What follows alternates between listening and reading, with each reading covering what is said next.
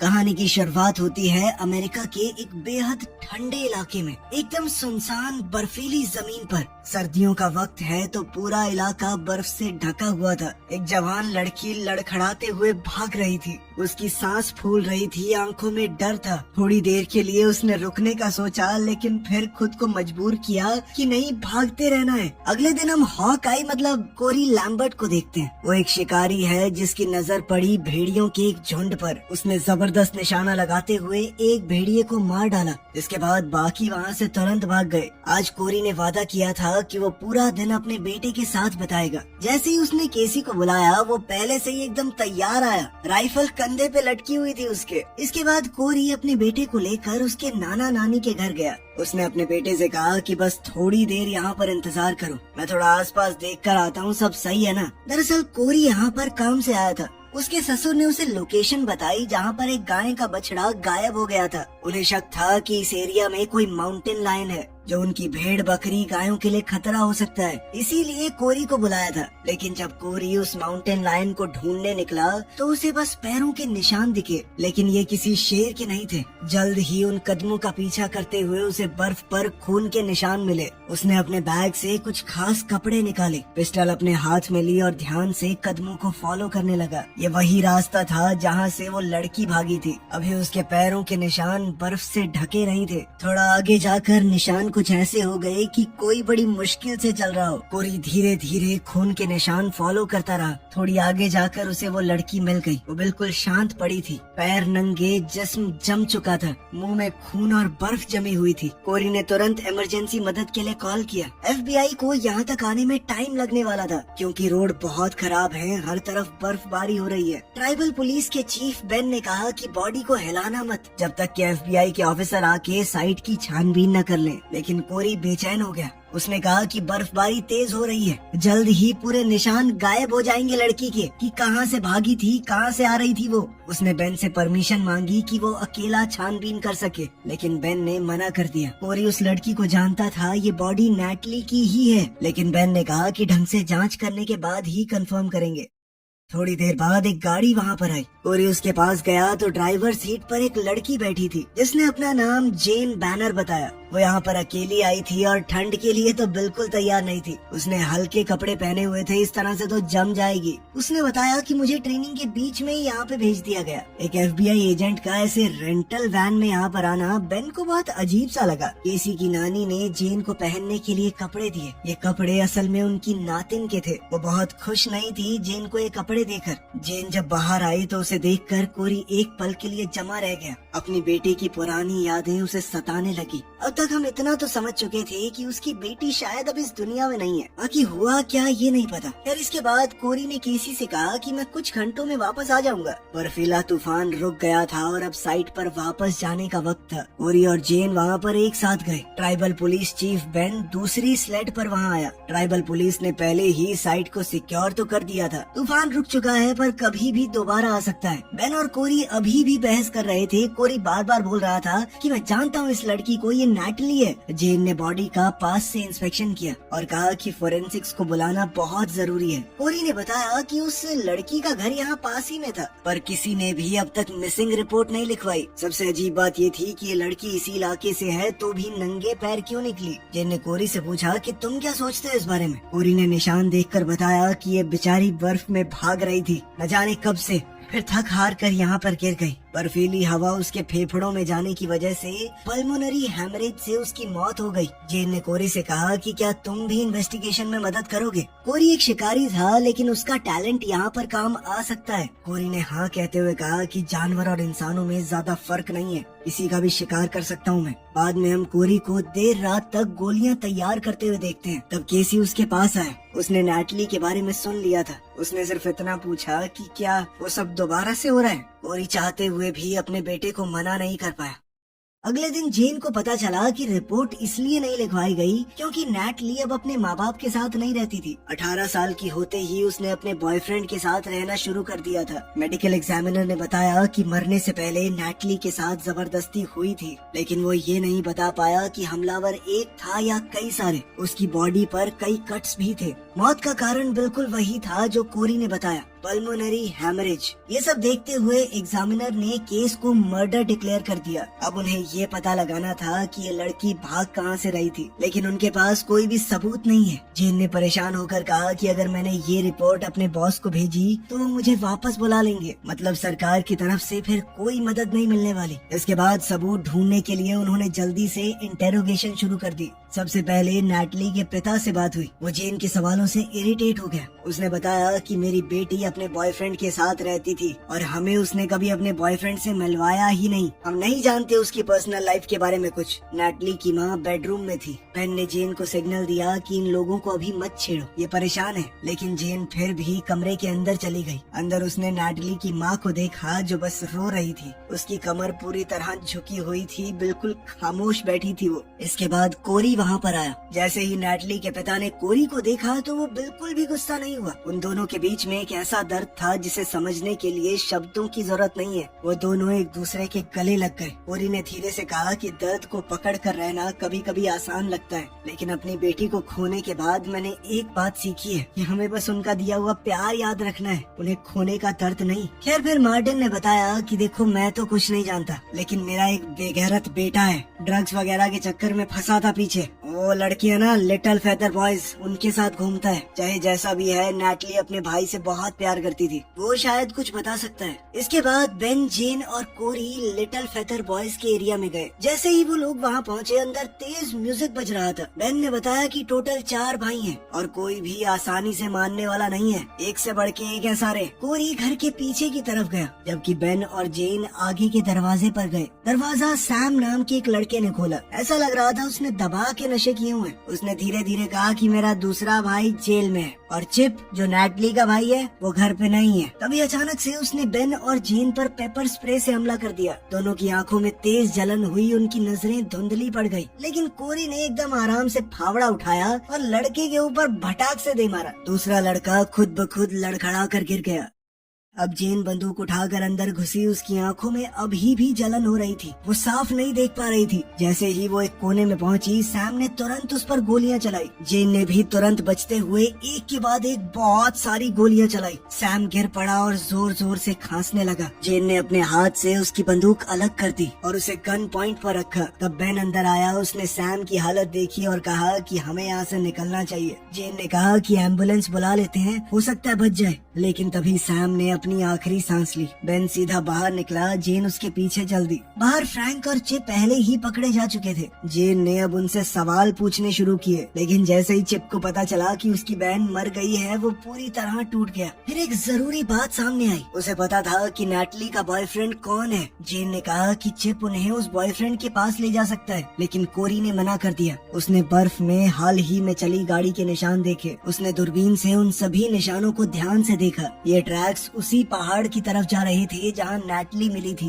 एक बात बहुत अजीब थी कि ट्रैक्स ऊपर की तरफ गए लेकिन वापस नीचे नहीं आए। कोरी तुरंत समझ गया कि चिप कुछ तो जानता है। कोरी ने जेन से कहा कि बर्फ ने अभी भी नैटली की कहानी को संभाल कर रखा हुआ है, हमें जल्दी करनी होगी, वरना अगर एक तेज तूफान आ गया तो सब कुछ मिट जाएगा। पहाड़ी के पास पहुंचकर कोरी ने इंजन बंद किया। इन पेड़ों के बीच से उनकी स्लेज आगे नहीं बढ़ सकती। सब लोग पैदल चलने लगे, लेकिन ज्यादा दूर नहीं जाना पड़ा। निशान एक जगह रुक गए। वहाँ एक और डेड बॉडी मिली। बॉडी आधी बर्फ में दबी हुई थी। पंछियों ने उसे नोच दिया था और उसके शरीर पर खून लगा हुआ था। शाम तक पूरा एरिया पुलिस से भर गया। बेन ने कहा कि हम उस जगह की कैमरा रिकॉर्डिंग्स निकलवाएंगे जहाँ पर नैटली का बॉयफ्रेंड काम करता था। लेकिन जो लड़के उनकी कस्टडी में थे वो बिल्कुल चुप रहे, किसी ने कुछ नहीं कहा। इस पर कोरी बोला कि मैं उनसे बात कर सकता हूँ क्या। बेन ने उसे समझाया कि अगर तेरे सामने उन्होंने अपने गुनाह मान भी लिए ना, तो भी वो कोर्ट में कन्फेशन के तौर पे नहीं डाल सकते। हम एक ऑफिसर का होना जरूरी है। लेकिन बेन ने कहा कि कन्फेशन की जगह अगर कुछ और मिल गया तो। जेन फोन पर बात करते हुए थोड़ी देर के लिए साइड चली गई। तब कोरी फिर से बेन के पास गया कि मैं इस लड़के को बचपन से जानता हूँ, शायद ये मुझे बता देगा। बेन ने ना चाहते हुए भी कोरी को जाने दिया। जब कोरी चिप से बात करने पहुँचा तो चिप ने कहा कि ये पूरा शहर ही साला बेकार है, क्या ही जिंदगी है यहाँ पे। लेकिन फिर कोरी ने उसे झंझोड़ते हुए कहा कि तेरी बहन के कातिल अभी भी यहीं घूम रहे हैं, इसी उसी शहर में जहाँ तू पैदा हुआ, घूमने देगा उनको? उसने चिप का गला पकड़ा, उसे गाड़ी पर जोर से धक्का देते हुए कहा कि तेरी बहन को नोच खाया उन दरिंदों ने, बेशरम। इतना कहकर कोरी मुड़कर जाने लगा, लेकिन ये सब सुनकर चिप टूट गया। उसने सब कुछ बता दिया। नेटली का बॉयफ्रेंड मैट है, वो ड्रिलिंग रिग पर सिक्योरिटी गार्ड का काम करता है, लेकिन अगर किसी को और ज्यादा पता हो सकता है तो वो है सैम, उससे पूछो ना। लेकिन सैम तो मर चुका था। कोरी वापस चीफ बेन और जेन के पास गया। जेन जानना तो चाहती थी कि चिप ने क्या बताया, लेकिन उसने कुछ पूछा नहीं। बेन ने कहा कि सुबह रिग पर मिलते हैं, लेकिन कोरी बिना कोई सीधा जवाब दिए वहाँ से चला गया।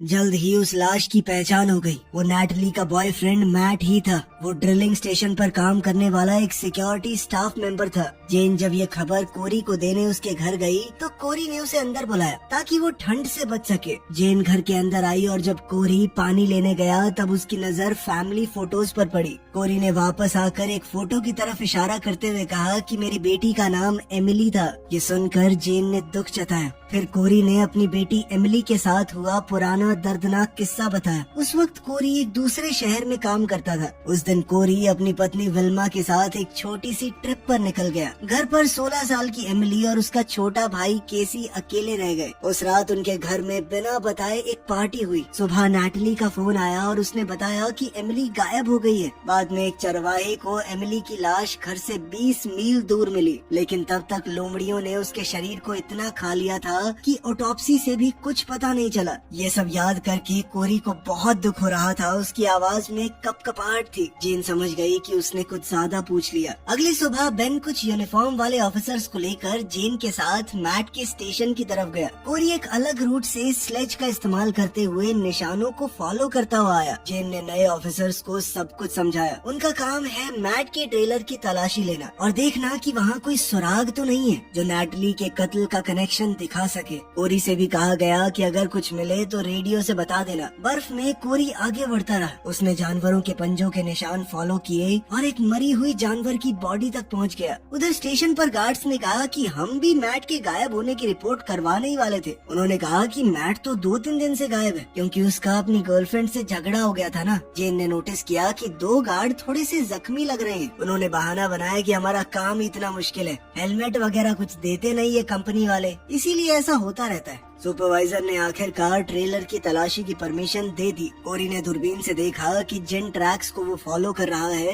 वो सीधा ट्रेलर साइट के पास से गुजरते हैं जहाँ बाकी ऑफिसर्स छानबीन कर रहे थे। ट्रेलर की तरफ जाते वक्त एक गार्ड ने जेन से पूछा कि नेटली ने मैट की मिसिंग रिपोर्ट की क्या। इस पर जेन ने हाँ कहा कि हाँ, नेटली ने खबर दी थी। इस पर गार्ड तुरंत बोला कि तुम लोगों को तो नेटली की डेड बॉडी मिली होगी। ये सुनकर सबको शक हो गया। बेन के ऑफिसर आसपास पोजीशन लेने लगे। गार्ड ने भी तुरंत बंदूक निकाल ली। वहाँ एक लड़ाई वाली सिचुएशन बन गई थी। जब वो लोग ना तो नेटली ना तो मैट से कई दिनों से मिले हैं तो उन्हें कैसे पता कि उसकी डेड बॉडी मिली है वहाँ पे। दरअसल नेटली के कत्ल की खबर अभी तक पब्लिक नहीं की गई थी। सिर्फ एक लड़की के मरने की खबर थी, नाम नहीं बताया। खैर, हालात को थोड़ा संभालते हुए जेन ने कहा कि मैं FBI से हूँ, अगर कुछ गड़बड़ की तो देश में जहाँ मर्जी छुप जाना, बचकर निकल नहीं पाओगे।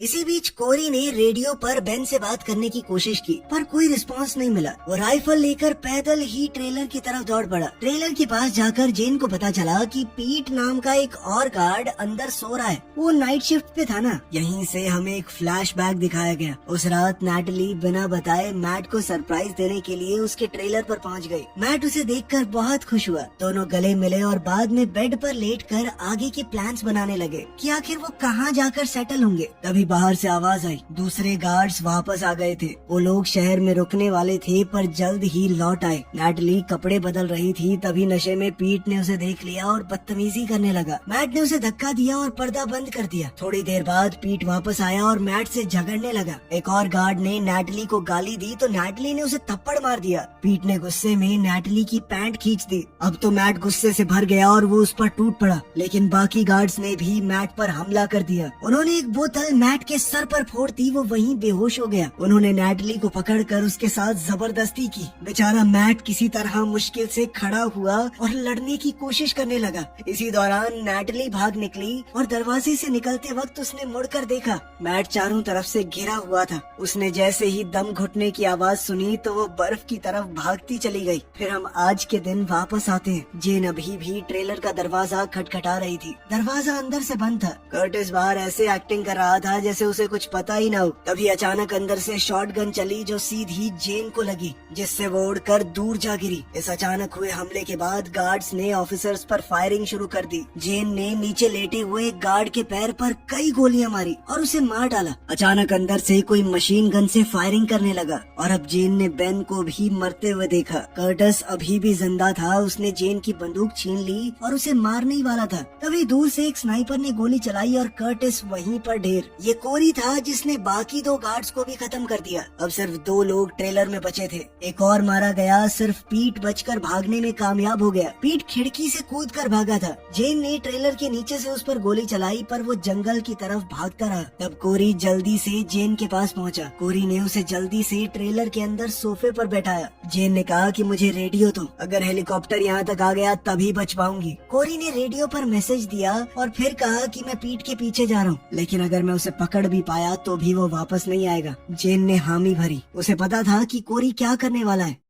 पीट जंगल में बर्फ के बीच भागता रहा। वो थक चुका था। उसकी सांसें तेज चल रही थी। फिर भी वो अपनी बंदूक पकड़कर आगे बढ़ता रहा, सिर्फ जिंदा बचने की कोशिश में। परेशान होकर पीट ने अपनी पिस्टल इधर उधर घुमाई, लेकिन उस वक्त कोरी ने एकदम सफेद सूट पहना हुआ था। आसपास बर्फ की वजह से वो 1% नहीं दिख रहा था। कोरी ने अचानक से उस पर हमला किया और उसे बेहोश कर दिया। जब पीट होश में आया तब उसका शरीर एक बैग के अंदर था। हाथ पैर बंधे हुए थे और चेहरा खून से भरा हुआ। कोरी ने शांत आवाज में कहा कि इस वक्त हम सबसे ऊंचे पहाड़ पर हैं। पीट ने कहा कि मैं कुछ बात करना चाहता हूँ। कोरी पास में एक कटे हुए पेड़ पर बैठ गया एकदम शांत और कहा कि हाँ, मैं बिल्कुल सुनने के लिए तो बैठा हूँ यहाँ पे। पीट धीरे धीरे हिलकर बैठने की पोजीशन में आया। तब उसकी नजर अपने नंगे पैरों पर पड़ी। उसके जूते गायब थे। ये देखकर वो बहुत घबरा गया। कोरी चुपचाप उसे देख रहा था। उसने कहा कि बोलना शुरू कर, टाइम बहुत कम है तेरे पास। पीट ने घबरा कर बोलना शुरू किया। हाँ, मुझसे गलती हुई है। मैंने जबरदस्ती की थी उस लड़की के साथ। मैंने तो मैट को भी मार दिया था। आप मुझे जेल ले चलिए,